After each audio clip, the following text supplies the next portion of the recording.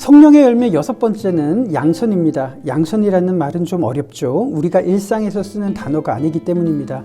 양선을 쉽게 표현하자면 착함, 선함으로 표현할 수 있을 겁니다. 우리나라 정서에서 착하다는 것은 누군가의 말을 고분고분 듣거나 소극적인 태도를 연상합니다. 아니면 이쪽 저쪽에 쏠림 없이 중립을 지키는 그런 면을 떠올리기도 하죠. 에베소서 5장에서 착함을 의로움과 진실함과 나란히 놓고 있습니다. 그렇다면 양선이란 소극적인 태도가 아니라 빛의 자녀로 살아가는 성품을 말하는데요. 좀 더 구체적으로 생각해 본다면 정의롭고 진실한 면과 관련이 있을 겁니다. 다시 말해서 정의롭지 못하고 부당하며 거짓말을 자주 한다면 양선과는 거리가 멀다는 것을 생각해 볼 수가 있습니다. 따라서 성령 하나님과 동행한다면 성령의 은사가 가시적으로는 나타나지 않더라도 성령의 열매를 맺어가는 것은 지극히 당연할 겁니다. 그렇지만 오히려 신앙생활을 오래 했다는 사람들로부터 거짓말, 부당함, 불의함을 보게 된다면 이것은 빛의 자녀와는 거리가 먼 그런 모습일 겁니다. 혈기 많고 비겁했던 베드로나 천둥이 아들이라는 별명을 가졌던 야고보와 요한 같은 제자들이 나중에 어떤 성품으로 변했는지 우리는 잘 알고 있습니다.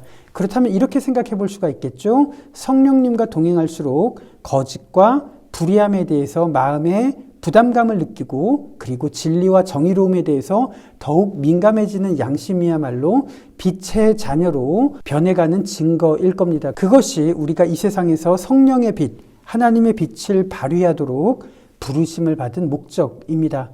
민중 앞에 나타난 그리스도라는 그림을 그린 알렉산드르 이바노프는 양선, 착함과 결이 맞는 화가입니다. 중앙을 보시면 십자가를 들고 서 있는 인물은 세례 요한입니다. 세례 요한 바로 등 뒤에는 붉은 머리에 사도 요한, 안드레, 베드로가 차례대로 서 있습니다.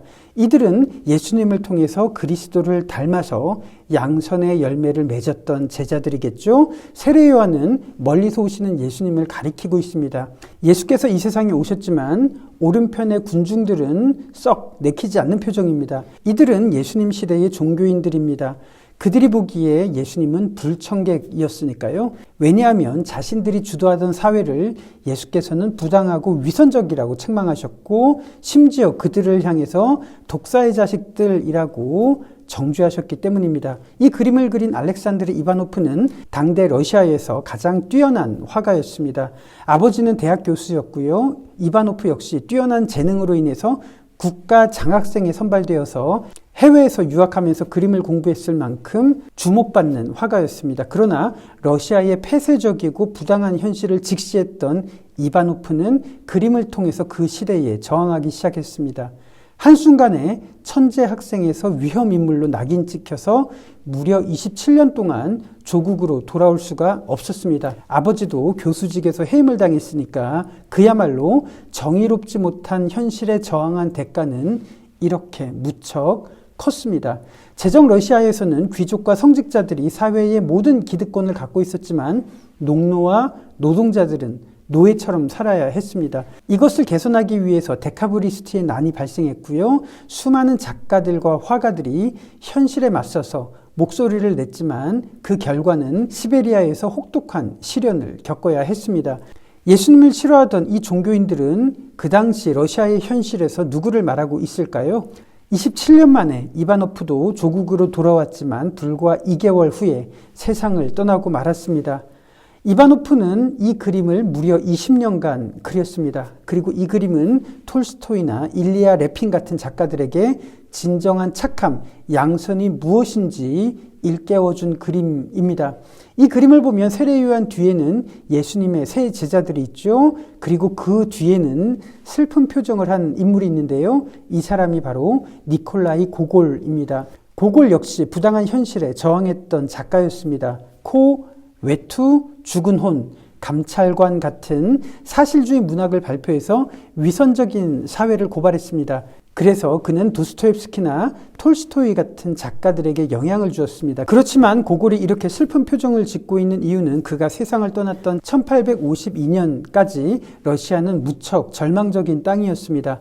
고골은 죽을 때까지 농노제도의 부당함을 적나라하게 작품을 통해서 고발했는데요. 대표적인 작품이 죽은 혼입니다. 1842년에 발표한 죽은 혼은 일부에서는 농노제도의 모순들을 조목조목 비판했습니다. 그의 작품은 그 당시 러시아 사람들에게 엄청난 호응을 얻었고 사회적으로도 큰 반향을 일으켰습니다. 그렇지만 그 대가로 고골은 이바노프처럼 러시아를 떠나야 했습니다. 죽은 혼 일부에서는 그렇게 러시아의 현실을 비판했지만 대안을 제시할 수 없었기 때문에 이렇게 실망한 모습으로 이바노프는 그리고 있습니다. 그리고 고골은 이불을 쓰기까지 대안을 모색하면서 신앙에 심취했다고 알려져 있습니다. 오랜 시간이 지나고 죽은 혼 2부를 완성했지만 고골은 이 원고를 불태워버렸습니다. 왜 고골은 절망했을까요? 대안이 없었기 때문이 아니라 대안조차 제시할 수 없는 현실 때문에 그랬습니다.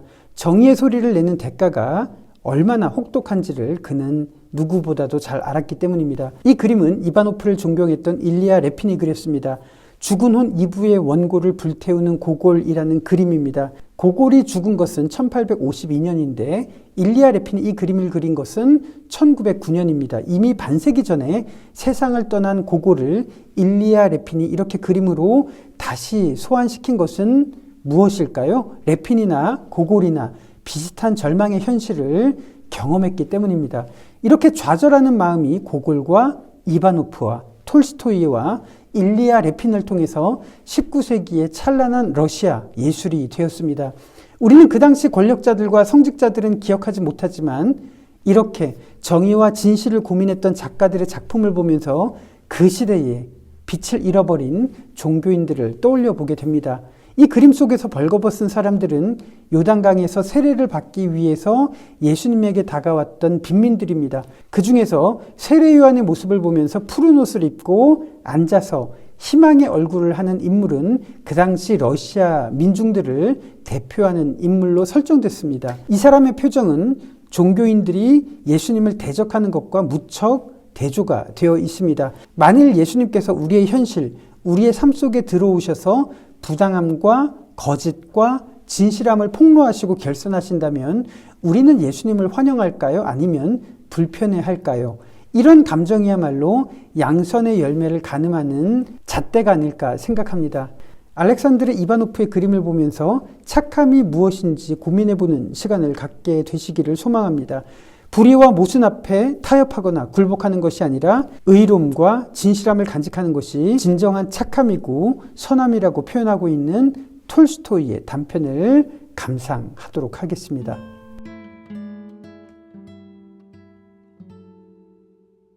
어느 부유한 집에 손님들이 모여 인생에 관한 이야기를 나누었다.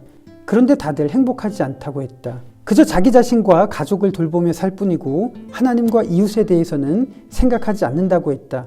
이러한 삶이 그리스도인으로서 부끄럽다고 고백했다. 그러자 한 청년이 말했다. 우린 너무 우리끼리만 어울리며 사치스럽게 살고 있어요. 이렇게 살라고 하나님이 복을 주신 건 아니잖아요? 공부만 하면 뭐하나요? 어차피 후회하며 살 텐데. 저는 물려받은 재산을 포기하고 시골에 가서 가난한 사람들과 살고 싶어요. 거기서 사람들을 가르치고 함께 일하며 살 거예요. 그러자 청년의 아버지가 말했다. 너무 무모하고 경솔하구나. 물론 네가 말한 것은 선하고 좋은 것이야. 하지만 아직은 새로운 길을 갈 때가 아니야. 먼저 어른들의 말을 잘 들으면서 더 공부하고 더 커야 해. 그러자 다른 남자가 말했다. 경험이 적은 젊은이들은 새 길을 찾으려다 실수할 때가 많지요. 하지만 우리 중년들은 언제까지 이렇게 살아야 할까요? 가족을 위해 애쓴다고 하면서 하나님의 뜻에서 벗어나 이기적이고 세속적인 삶을 살고 있어요. 그러니 이제부턴 아내와 아이들 생각은 좀 줄이고 주께서 원하시는 일에 마음을 써야 하지 않을까요? 그의 말에 여자들이 투덜댔다. 그 중에 한 나이 많은 여자가 말했다. 결혼해서 가정을 이루었다면 가족을 돌보는 게 우선이에요. 하나님을 위해 산다면서 책임을 회피하면 안 되지요. 아이들이 다 커서 자립하면 그때 그렇게 하세요. 그러자 중년의 남자가 다시 말했다. 가족을 버리겠다는 게 아니에요. 어려운 형편에도 처해보고 남을 돕고 일하고 다양한 사람들과 어울려 살도록 이끌어야 한다는 그런 뜻이에요. 그러려면 사회적 지위와 부를 내려놓는 수밖에요. 이 말에 그의 아내가 더욱 목소리를 높였다. 당신은 어릴 때부터 지금까지 누릴 거 다 누리고 살았잖아요. 왜 이제 와서 가족들을 힘들게 해요? 강요하지 마요. 애들 크면 그때 가서 선택하라고요. 아내의 말에 남자는 입을 다물었고 옆에 있던 노인이 말했다. 이미 풍족함에 길든 사람에게 갑자기 어렵게 살라고 하면 가혹하지. 아이들 양육 방식을 중간에 바꾸는 것도 썩 좋지는 않아. 나처럼 나이 든 사람이야말로 새 인생을 시작할 때가 됐어. 생각해보니 참 부끄럽네 그려. 난 지금 아무것도 안 하고 오로지 먹고 마시고 놀고 있잖아. 죽기 전에 재산을 사회에 기부하고 하나님께서 그리스도인에게 명하신 새 삶을 살아봐야지. 그러자 노인의 아들을 비롯한 친척들이 반박했다. 아니 아버지는 평생 일하셨어요. 그러니까 이제야말로 쉬면서 즐겁게 사셔야지요. 노년에 가난하면 건강도 해치고 정신적으로도 안 좋아요. 그러다 오히려 죄만 더 짓게 돼요. 노인의 친구도 한마디 했다. 자네나 나나 살 날이 얼마 안 남았어. 다 늙어서 무슨 새로운 인생 타령이야. 모두가 조용해진 가운데 여태껏 말이 없던 손님이 불쑥 입을 열었다. 다들 그리스도인으로서 잘못 산다고 하면서도 고칠 생각은 없으시네요.